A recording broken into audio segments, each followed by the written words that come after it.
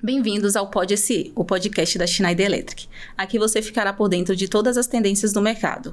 Hoje é o 9º episódio da 2ª temporada. Me chamo Gabriela Oliveira, consultora de vendas na Schneider Electric, e te convido a se inscrever em nosso canal. Para o podcast de hoje, eu convido minha colega Janaína. Olá, pessoal. Eu sou a Janaína Macedo, CSM no Departamento de Serviços, que num bom português é a pessoa que gerencia a satisfação do cliente. E por falar em serviços, hoje a gente vai falar um pouquinho sobre a importância do setor de serviços, e para isso a gente trouxe 2 convidadas bem especiais, e eu vou começar com uma delas, que é a Cláudia Guimarães. Cláudia, seja bem-vinda, ela é diretora do Departamento de Serviços. Seja bem-vinda, obrigada. Obrigada a você, Jana, é um privilégio estar aqui e poder falar sobre serviços um pouquinho mais. É isso mesmo, Cláudia. Serviços está em toda parte. E nossa próxima convidada é a Sandra, diretora executiva da VPAM. Sandra, muito obrigada por estar aqui conosco. Eu que agradeço por ter sido convidada. É uma honra estar aqui com vocês. Então, perfeito. Eu vou começar já colocando o dedo na ferida. Eu queria saber como que foi o começo da carreira de vocês. Se você pudesse responder essa, Sandra, por favor. Com certeza. Olha, foi só há 30 anos atrás, então não era a realidade de hoje. Se hoje ainda é percebido um pouco masculinizado, imagine há 30 anos atrás. Foi assim, não é que foi difícil foi, mas foi uma coisa que deixa um aprendizado, né? E para você? Bom, eu vou falar pra vocês que eu sempre tive num mundo meio masculinizado, tá? Na escola eu era aquela criança, aquela menina que tinha aquela joelheira de curvinho costurada, sabe? Igual todos os meninos, porque eu chegava na sala e fazia competição de joelhos. Fiz engenharia elétrica e depois fui trabalhar no ramo. Então, assim, o mundo masculinizado pra mim sempre foi uma constante. No entanto, tá? Não é que foi fácil, tá? Principalmente no mercado de trabalho, tem uma cobrança, uma dúvida se você é capaz ou não, que é complicada, tá? E como a Sandra falou, antigamente era um outro cenário. Se hoje ainda existe, antigamente era muito, muito pior. E você, Gabi? Para mim não foi muito diferente, né? Toda a minha trajetória, né, eu sempre estive em um ambiente onde tinha presença maior, né, do masculino, né, dos homens. Eu fiz eletrotécnica, fiz engenharia elétrica, ingressei para trabalhar na Schneider há 12 anos atrás, e o que eu sinto é que desde então vem aumentando a presença da mulher, né, em posições onde que eram só ocupadas por homens. Bom, para mim, eu trago na minha bagagem muita vontade e um sonho, né? Um sonho, porque meu pai faleceu muito jovem, deixou 3 crianças, né? Muito, muito jovem, e ele estava fazendo engenharia naquele momento, então o meu gatilho do sonho vem desse momento, e a garra, a vontade foi justamente por isso, né? Ficamos nós 3 pequenininhas com a minha mãe, então tinha que ter muita garra, eu vim da periferia, então eu tive que buscar e agarrar com todas as forças, todos os meus sonhos, né? Então sempre tive na minha bagagem sonho e garra, né? E assim, é claro que isso me trouxe uma resiliência para a vida atual, né? Passei por muitas coisas, desde, claro que sendo mulher e sendo engenheira, né? Eu comecei ali na área técnica e fui seguindo na engenharia. Como engenheira, eu tive que provar muito mais daquilo que um colega menino não precisava provar. Enfim, mas eu trouxe tudo isso como uma forma de resiliência para minha vida, né? Então, assim, trago isso de forma leve até hoje em dia para poder resolver os meus problemas. Quanta história, quanta luta. Né? Sandra, vamos lá, fazer uma pergunta para você. Como foi o início da sua carreira? Olha, eu só vou contextualizar um pouquinho que eu era bancária, era um outro mundo, né? E eu me lembro quando eu estava fazendo a entrevista, isso há muitos anos atrás, porque se eu estou há 30 anos no mundo elétrico, eu omiti que eu era casada. Eu estava fazendo o processo de seleção, omiti, porque eu tinha receio, e eu era recém-casada, né? Falei, se eu colocar que eu sou casada, acho que eu vou perder a vaga. Mas aí foi avançando o processo da entrevista, né? Eu falei, gente, eu vou ter que falar a verdade, né? Aí eu falei, olha, eu nem estava esperando que eu fosse chegar até aqui, mas eu menti. O que que você mentiu? Eu falei que eu sou casada. Mas por que você mentiu que você é casada? Eu falei, menti porque eu acho que eu observo, né? Talvez a casada não tivesse uma chance. E, para minha surpresa, ele disse assim, olha, aqui nessa instituição, a gente dá até preferência para as mulheres, não importa se sendo casadas ou não, inclusive em cargos de direção. E isso me surpreendeu, me deu uma segurança, né? E a minha família era do mundo da costura, da moda. Então, trabalhar no banco também era um desfile de moda, né? Outro ambiente. Gente, aí quando eu entrei para o mundo elétrico, para engenharia, só lidando com engenheiros, eu tive que me desconstruir. Até porque o tipo de roupa que a gente vestia para trabalhar em banco, naquela época era muito salto, meia fina, saia justa.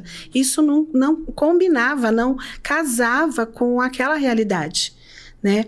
E aí, o que aconteceu? Eu tive que me desconstruir.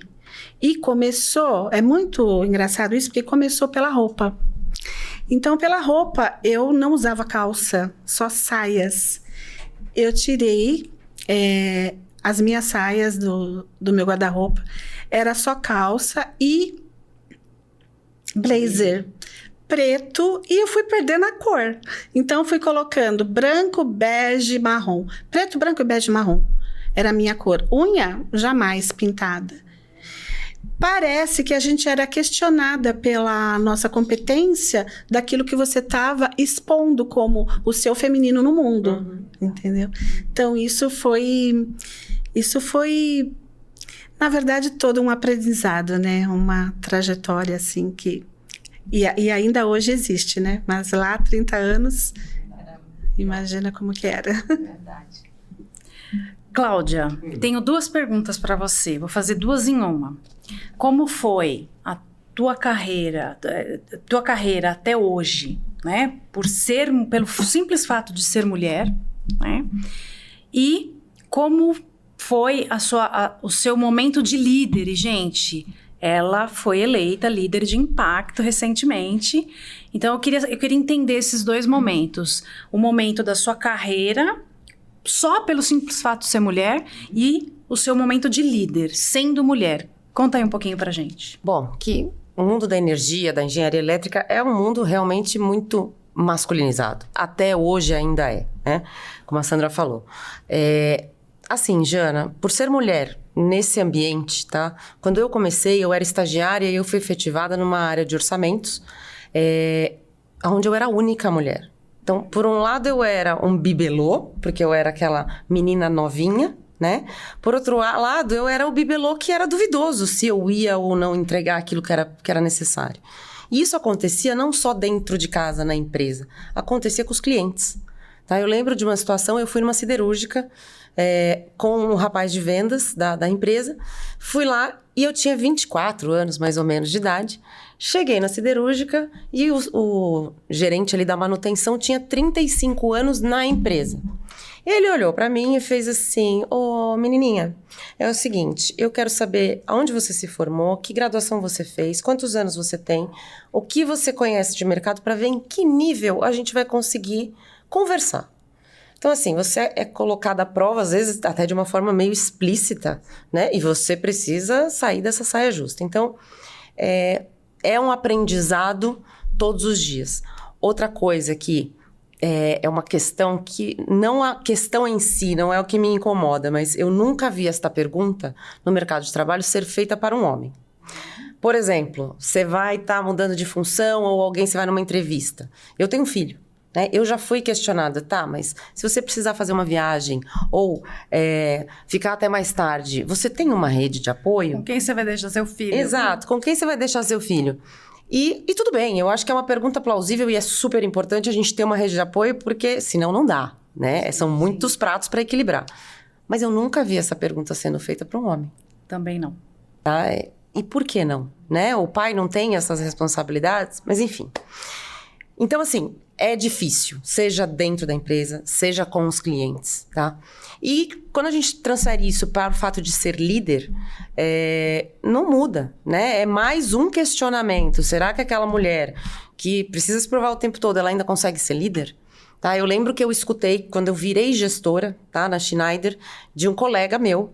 Ele não viu que eu estava próximo dele, eu escutei, falando, não, a Cláudia assumiu aquela posição porque ela é mulher. Eu ouvi, ele ficou super sem graça, foi uma situação super saia justa, e eu duvidei de mim. Tanto é que eu fui falar com a moça do RH e eu perguntei, eu fui colocada aqui só porque eu sou mulher ou pela minha competência? Será que ele tem razão? Né? Exato, você se questiona. Então, assim, não é fácil, tá? Foi uma... E ainda você tem que se provar o tempo todo. Não sei pra você, Sandra, mas, enfim, esses são emblemáticos, esses pontos na minha carreira. E assim, a gente sempre volta, às vezes, nessas consciências, né?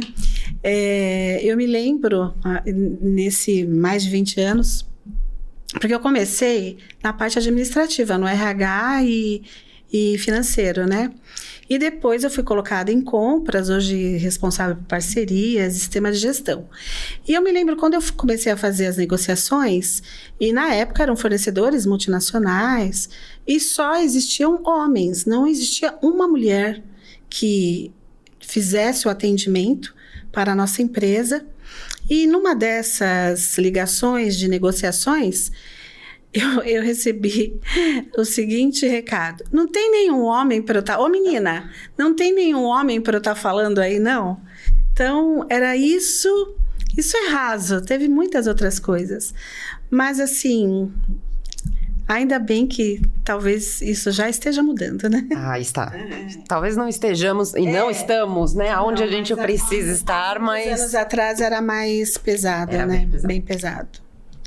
Melhorou bastante.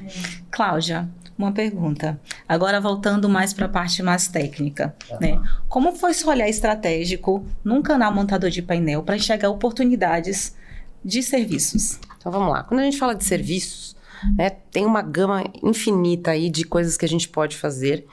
E uma coisa super legal é a gente trabalhar parcerias, para que a gente tenha mais força e para que a gente ganhe capilaridade. Afinal, o Brasil é um país de dimensões continentais, né? Então, realmente, trabalhar parceria é super fundamental. E aí que entra a VPAM, tá? A gente tem na Schneider uma política comercial super forte com os parceiros montadores de painel para o que é produto, né? Então, por que não estender isso para serviço? Pegar o que a gente já sabe fazer muito bem, né? E colocar serviços. É a mesma coisa? Não, não é. Questão tributária, enfim, tem uma série de peculiaridades, mas por que a gente não aproveita isso? E, né, a VPAM é uma empresa excelente, que tem uma capacidade infinita e super renomada, inclusive em serviços. Por que não trabalhar junto com eles?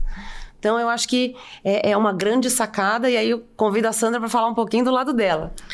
Nossa, foi muito interessante a Schneider nos chamar para essa parceria, né? A gente já tem outras parcerias, porque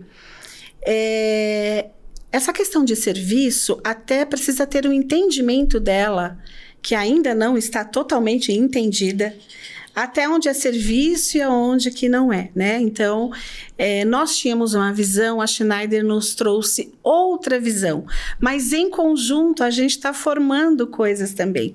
E isso é muito legal, porque para a VPAM, um nicho de mercado que a gente não entendia, que até poderia entender numa pequena fração que daria para atuar, mas não nesse entendimento, na visão deles, né?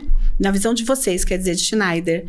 E isso vai trazer e está trazendo mais negócios, mas assim, a tarefa ainda continua, porque não é simples, tem muita coisa por fazer ainda para frente, né, Cláudia? Com certeza, tem um espaço amplo ainda para gente. Espaço amplo para a gente explorar com as duas visões, né? trazendo negócios. Cláudia, aproveitando, falando de capilaridade, de aumento, de expansão, de parceria, como que a Schneider, na sua visão, leva essa mensagem para os nossos clientes e os clientes para os usuários finais, né? Sobre essa expansão, sobre essa parceria, para a gente aumentar esse circuito de serviços, né? Olha, Jana, depende muito do tipo de indústria, do tipo de negócio que a gente está falando, tá? Mas, de uma maneira geral, quando a gente fala de serviços, a gente está falando automaticamente de sustentabilidade.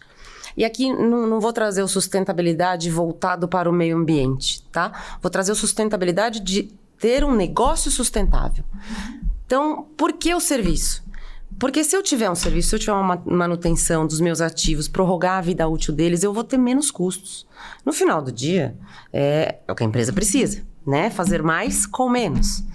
Então, olhando de uma maneira geral, se eu fosse dividir serviços em 3 grandes partes, eu te diria que primeiro era fazer uma avaliação do que você tem instalado, qual é o meu parque instalado, qual é a minha base instalada, o que eu tenho de equipamentos, o que eles me provêm, eles estão obsoletos, não estão obsoletos, é você saber aonde você está pisando. Segundo, é você cuidar daquilo, né? Então, ter uma manutenção de acordo com o que é necessário, isso prorroga a vida útil dos seus equipamentos, isso faz com que os equipamentos trabalhem melhor, equipamentos, sistemas, de uma maneira que você tenha um rendimento melhor, tá? Ou seja, ter o carinho. E, por fim, você fazer avaliações de eventuais reparos, upgrades, modernizações ou eventuais trocas, tá? Porque, enfim, chegou o momento que você precisa fazer uma troca e tal. Então, se você realmente olhar pelo âmbito de serviços, você tem muito aonde trabalhar em todos os tipos de mercado, em todos os tipos de indústria, tá? Visando a sustentabilidade do negócio. E o meio ambiente, falando de sustentabilidade, vem como uma consequência.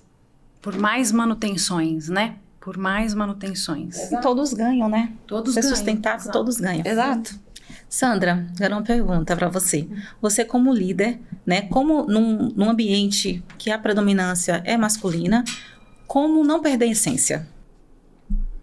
Olha, tá aí uma pergunta que eu precisei fazer para mim mesma, sentindo no corpo tudo que estava acontecendo comigo. Como eu contei, eu tive que mudar uma maneira de ser, que na cabeça da gente é pra gente ser aceita, né? Pra nossa ideia ter validade, mas no fundo, não é isso. No fundo, na minha opinião, né? Pra gente manter a essência, você precisa olhar pra dentro. Olhando pra dentro é investir em autoconhecimento. Se você investe em autoconhecimento, você vai aprender a como se colocar, a como interagir, sem ter esses medos. Isso é a maturidade, não é maturidade de idade, mas a maturidade na sua ambiência de trabalho que traz.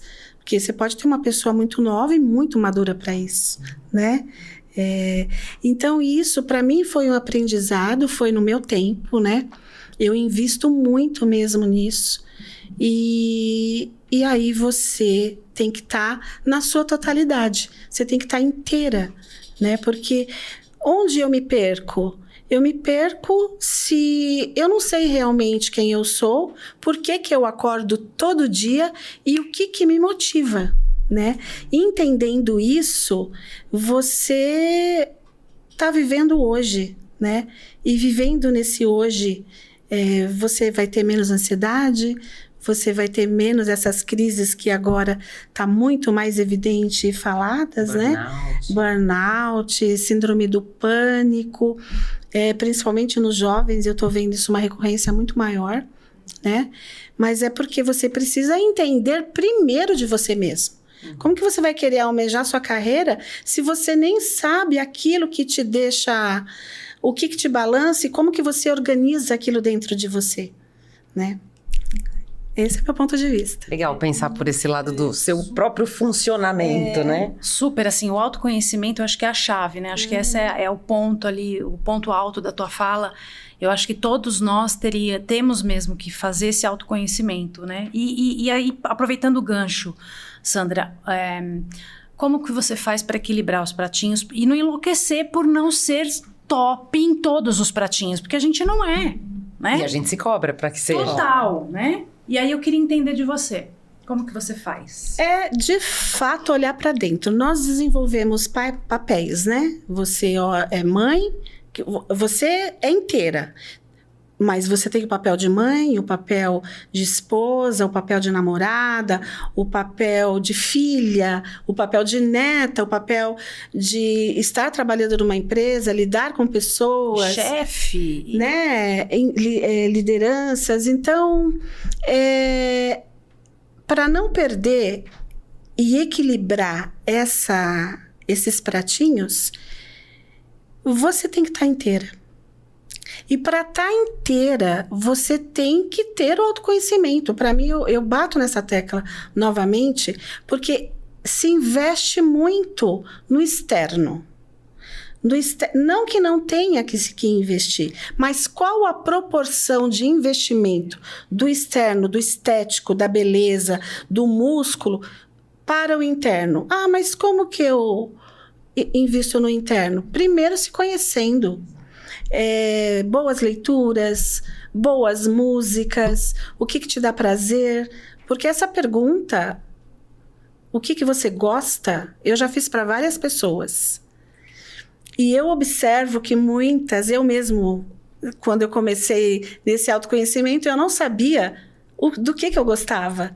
Porque chega um momento da vida nesses vários papéis, principalmente nós mulheres, eu acredito que a gente se perde porque a gente está olhando mais para o outro. Você tem que olhar para o seu filho, você tem que olhar para sua mãe, você tem que olhar para o seu marido, para a sua casa. Você é cobrada. No meu caso, eu tenho 2 filhos, a idade entre eles é de 1 ano e meio, a diferença, né? Entrei na VEPAM, o meu mais velho tinha 8 meses. E depois que eu fiquei grávida. E fiz outra faculdade, e fiz vários cursos de conhecimento. E aí entra uma fala da Cláudia, que é a rede de apoio. Super importante. E a rede de apoio é para os 2 lados, né? Sim. Porque os dois... um casal jovem está se desenvolvendo, né? Vamos pensar assim? E eu sempre tive o meu marido como esse apoio. A gente sempre conciliou tudo, né? Eu nunca fui de deixar com mãe, olha para você ver. Então, era escolinha e o meu marido me apoiando nessa busca. E vai, é uma logística insana. É uma logística insana para tudo dar certo, né? Então, se você não tem essa rede de apoio, que seja de amigas, que seja de familiares, que seja do marido, aí fica um pouco difícil. Por quê? Digo para vocês, né? Para eu ser essa mulher que eu sou hoje, lógico que eu busquei todo esse conhecimento, mas eu tive gente por detrás, Claro. para me sustentar, né? para me suportar. Eu acho que esse é um ponto importante do autoconhecimento, né? É saber os seus limites, saber suas fraquezas, saber que você não vai sozinha. Não, até aqui eu vou sozinha, mas dali pra frente eu não vou. Acho Saber que você pode pedir ajuda. por favor, né? Eu preciso de ajuda. Eu acho que o lance da maturidade, do autoconhecimento, essa é a chave, eu acho. Com Né? certeza. Então, agora eu vou fazer uma pergunta para a Cláudia. Cláudia, qual a sua esperança no avanço das mulheres no campo técnico? Bom, eu acho que as mulheres precisam terem a consciência, tá? Primeiro, de que elas são capazes. Tá? A gente não vê, hoje em dia vê muito mais de mulheres nas áreas tecnológicas do que antigamente. Antigamente era quase que um tabu.